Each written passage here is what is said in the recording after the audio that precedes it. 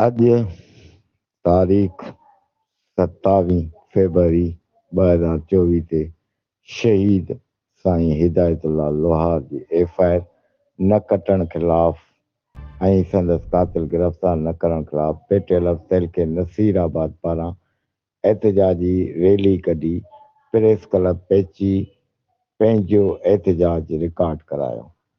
पेटियल सदर पेटियल अफ़सल के नसीराबाद जे सदर साईं अहमद अली वाचे पंहिंजे ख़्यालनि जो इज़हार करे वाज़े कयो त शहीद साईं हिदायतुल्ला जा जवाबदार जल्द खां जल्द गिरफ़्तार कया वञनि।